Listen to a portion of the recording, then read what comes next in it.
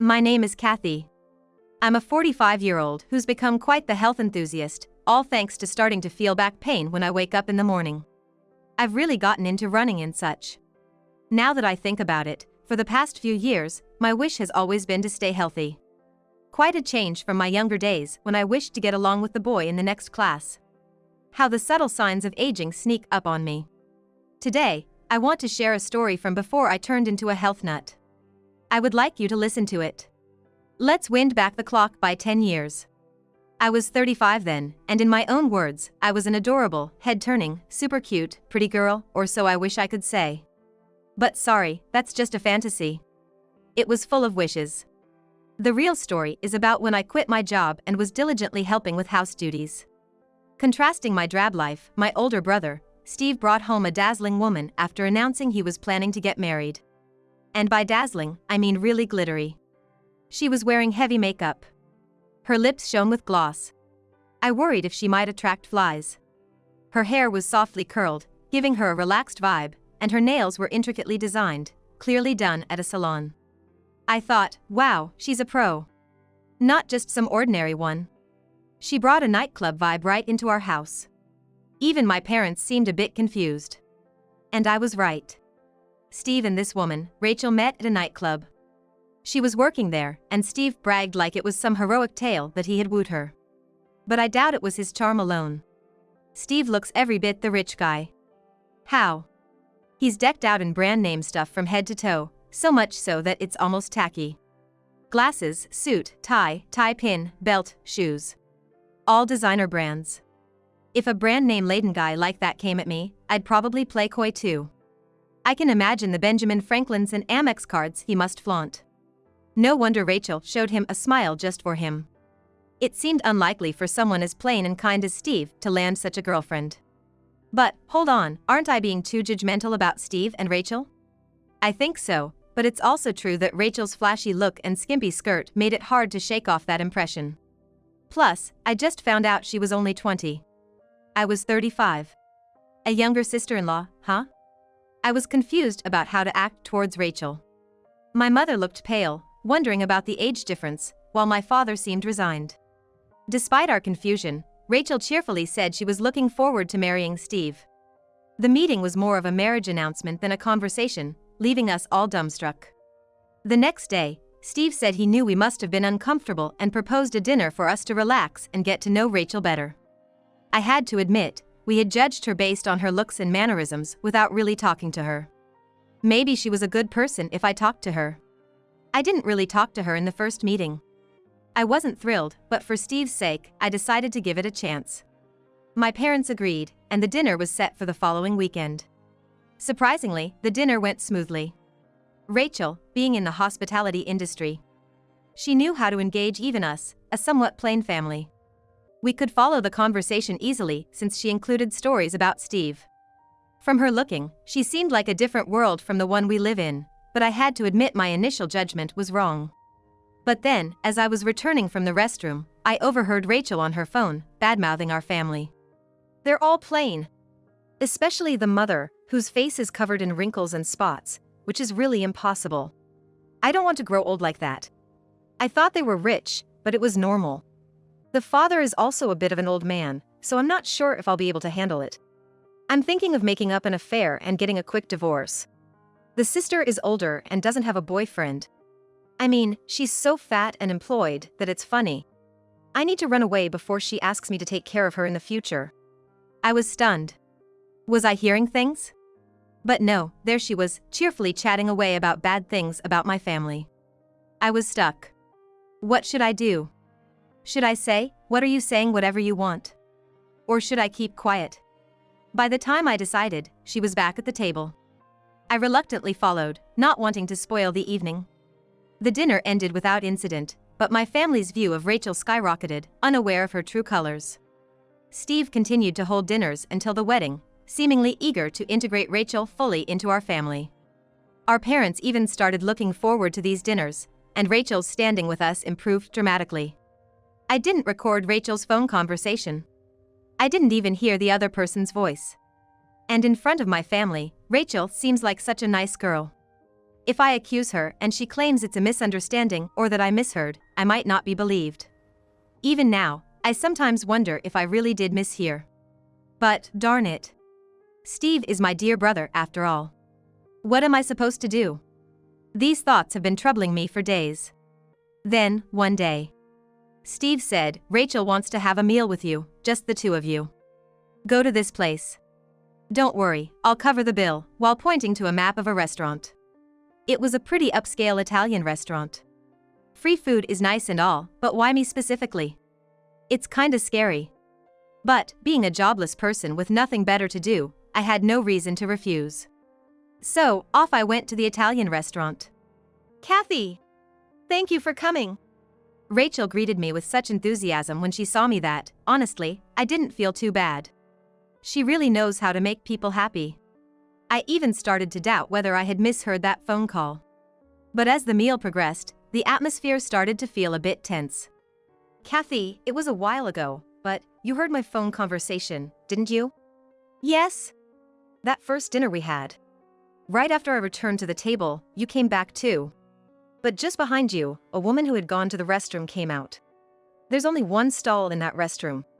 You weren't in there together, right? Rachel chuckled.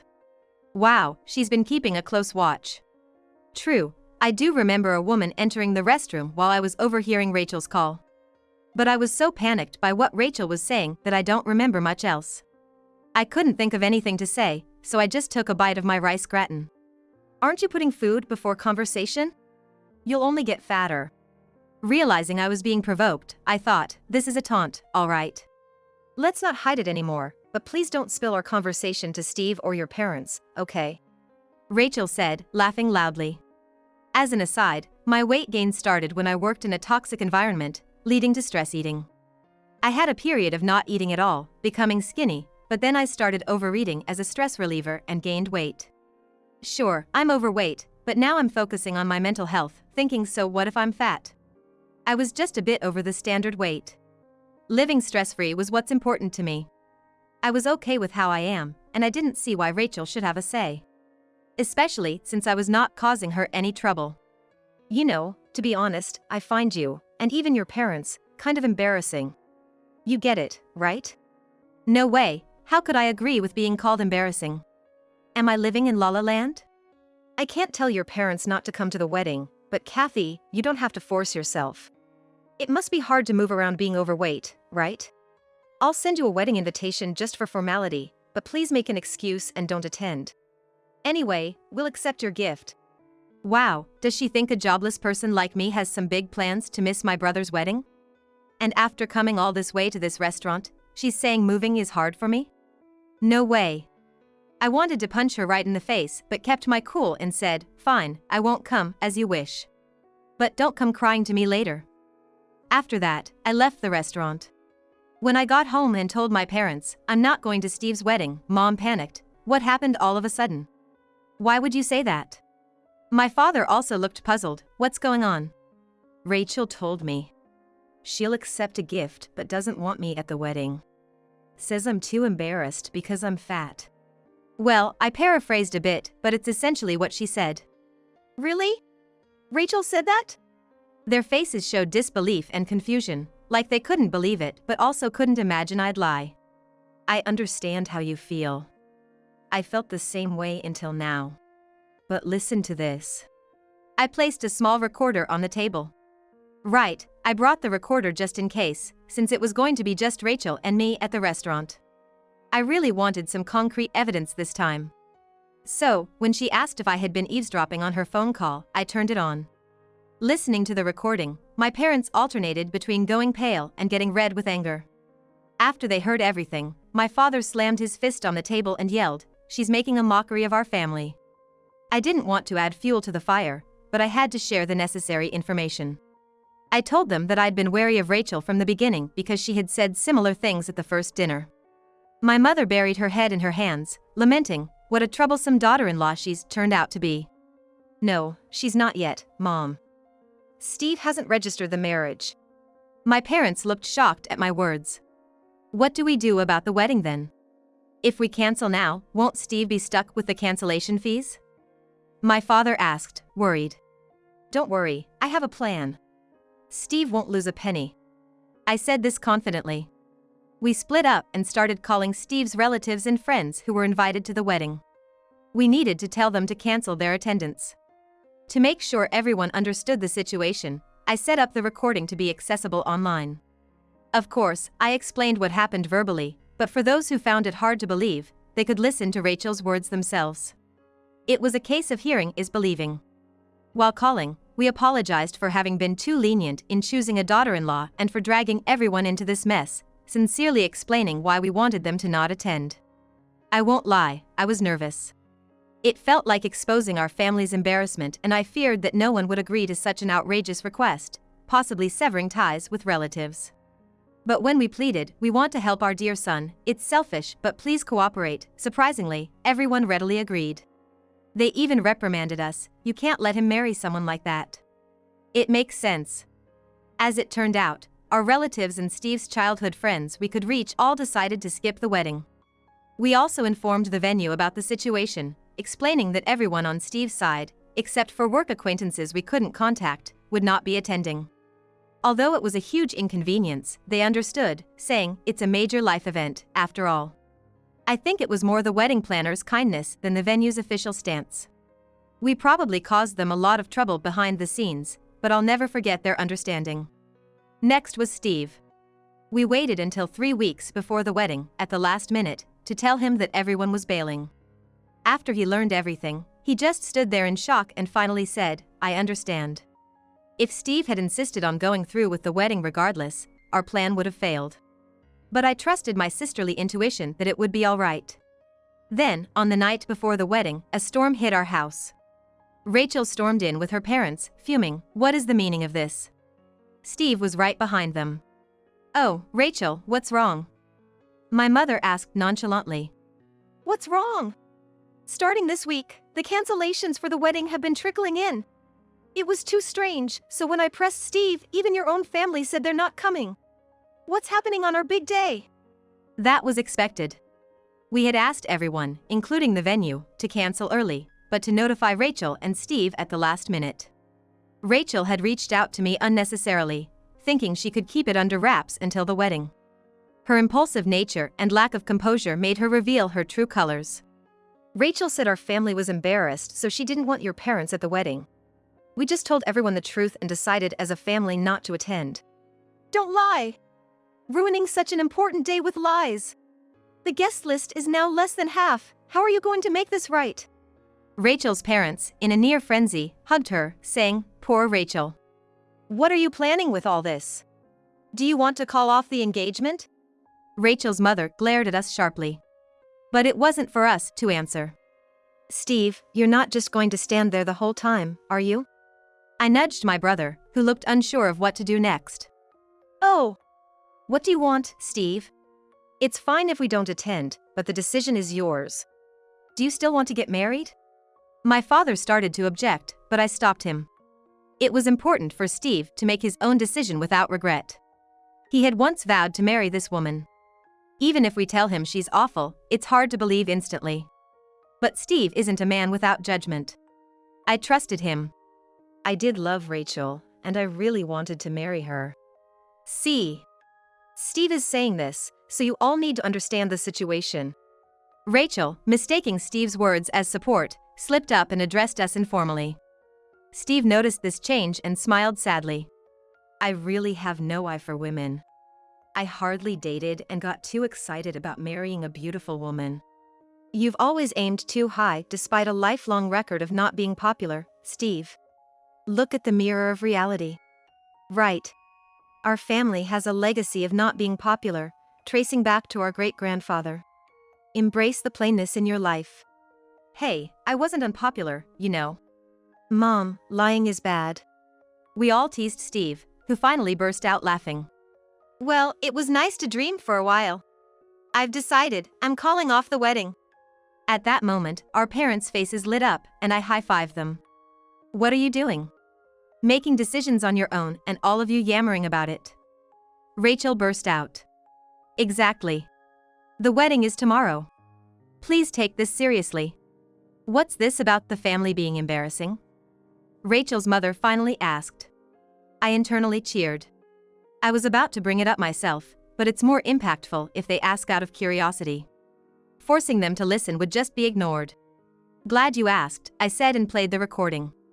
Rachel's parents' faces gradually turned pale, but Rachel herself defiantly said, so what, it's just a recording. I've heard Rachel say various things about our family before. That's why she called only me to meet that day, and the recording itself is the best evidence that she wanted to talk to me. Rachel claimed it was all made up, but her parents hung their heads in shame. I'm sorry. Our daughter is entirely at fault. Rachel's father said first. We let her grow up too freely, causing trouble for you. I'm sorry. He apologized deeply, causing a bewildered Rachel to say, Wait, Dad. Why are you apologizing? Apologize right now. Rachel's mother raised her voice. I can't believe she turned out to be such a rude daughter. We believed in you and came here, only to be embarrassed like this. Don't make us apologize. What? Even Mom's against me now. That moment. Then, with tears in his eyes, Rachel's father slapped her cheek. Enough. Demanding large sums of money from someone's sister, mocking the family of the man you were going to marry. When did you become so disgraceful? Don't forget, you almost ruined Steve's life. Behind Rachel's father, who was laying down some harsh truths, Steve looked like he wanted to say, my life won't be ruined by this. Don't make a mess on your own. Seeing Steve's laid-back reaction, I almost laughed. It felt like our family's trait was showing through. Steve, Kathy, and everyone. I'm truly sorry for everything that's happened. Perhaps feeling that wasn't enough, Rachel's father apologized again and again. We had no idea Rachel was being so disrespectful. Not knowing makes it even more shameful. Just apologizing isn't enough to atone for the embarrassment and trouble we've caused. To be honest, I didn't feel embarrassed, but Rachel's father's sentiment was painfully clear. Let's cancel the wedding. What? But the wedding is tomorrow. Won't we have to pay the full cancellation fee? So what? We should be thankful it can be resolved with money. You've done something that warrants being scolded here and now. You should be grateful to Steve and his family for not doing so. Rachel's father yelled, red-eyed with anger, while her mother repeatedly apologized to us. Wait, Dad, I can't pay that. We will pay. You'll take however many years necessary to repay us. And from now on, we're cutting ties with you. A joke, right? Rachel, desperately pulling on her father's clothes, pleaded, Hey. Why am I being thrown out? Dad, do something, Mom too. You don't understand why you're being cast out, and that's why it's happening.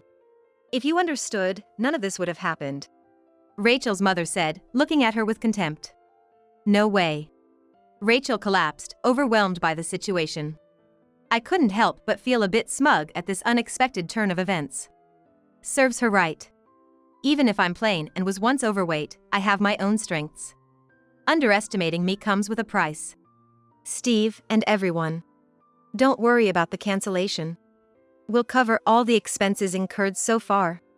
I almost smiled, relieved at how smoothly things were going, but maintained a solemn face, thanking them. My parents, struggling to contain their joy, managed to keep their expressions ambiguous.